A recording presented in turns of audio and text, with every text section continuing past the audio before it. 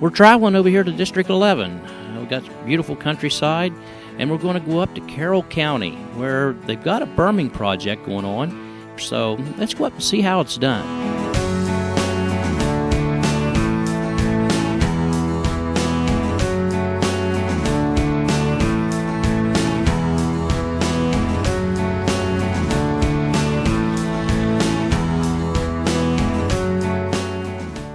Hey, Mark.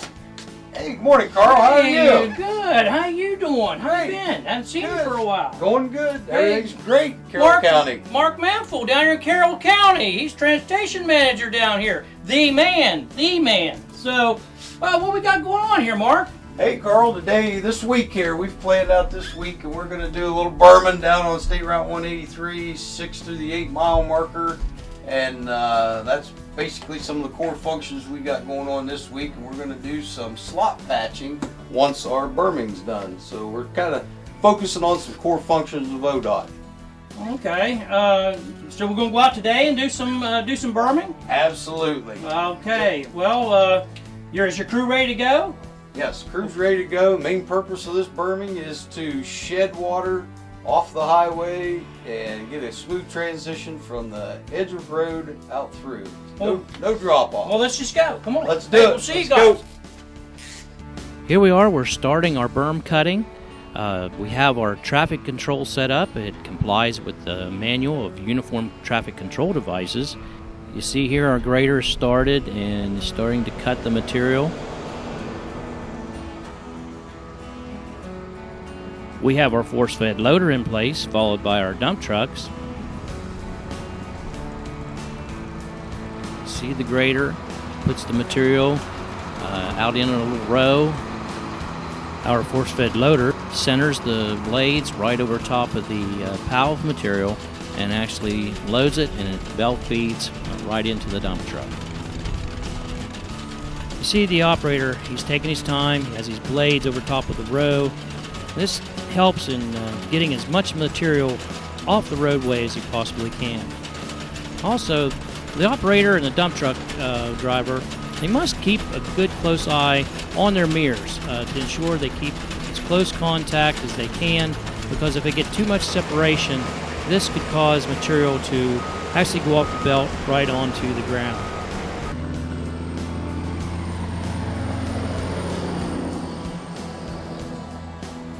Once the grader, loader, and dump trucks go through, then they're followed by the broom, which we need to get as much of this material off the roadway as we possibly can.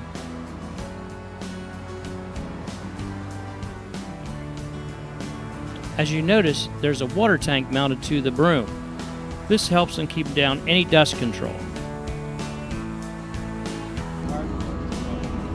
As you see here, the grader operator is doing a nice job with the angle of his blade. He's got the correct slope, from the road, cutting the berm right on off to the ditch line.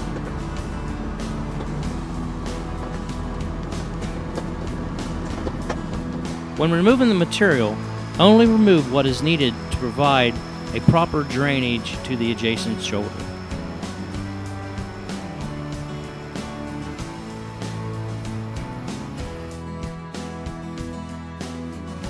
Here you notice that they're cutting a little more material. The berm's a little higher on this end, and you notice he's placing his material in between his tires to avoid running over it, which would make it harder to pick up the material.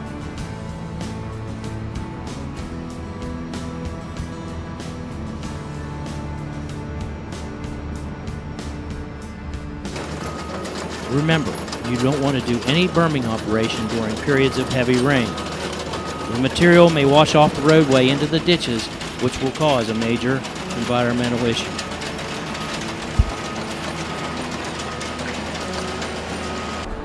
Here the broom operator is making the final pass and is doing a nice job by not rushing, so the broom can get as much of the material off the road as they possibly can. As you see, the broom is located between the grader and the loader operator, not for brooming, but to spray the material with water to reduce any major dust issues. When hauling away excess berm material, It must be disposed of in accordance with items 105.16 and 105.17 of the Construction and Material Specification Manual.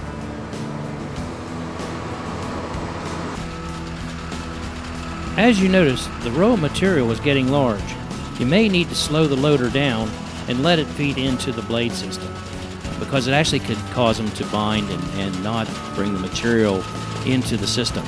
So you want to make sure that you slow down, and this holds true the same with wet material as well, because the heavy material will cause the blades to bind up and not turn and feed into the chute system. Longer hauling distances of the material may affect the continuous flow of the operation, so you may want to consider more dump trucks on site.